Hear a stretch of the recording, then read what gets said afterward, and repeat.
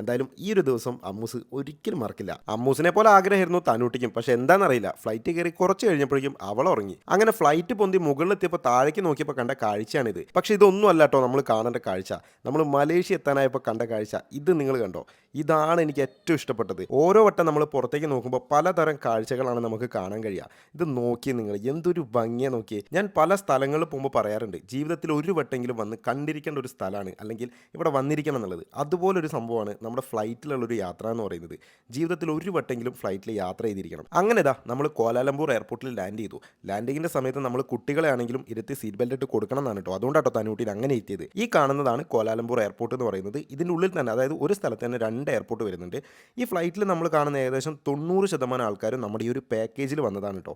അതുകൊണ്ട് ഒരുപാട് ആൾക്കാരെ പരിചയപ്പെടാനും നമുക്ക് പറ്റി. അങ്ങനെ നമ്മളിതാ ഫ്ലൈറ്റിൽ നിന്ന് ഇറങ്ങി. ഞാൻ നേരത്തെ പറഞ്ഞല്ലോ ഇവിടെ രണ്ട് എയർപോർട്ട് വരുന്നുണ്ടെന്ന്. അപ്പോൾ നമ്മുടെ ബാഗ് കിട്ടണമെന്നുണ്ടെങ്കിൽ നമ്മൾ രണ്ടാമത്തെ എയർപോർട്ടിലേക്ക് പോകണം.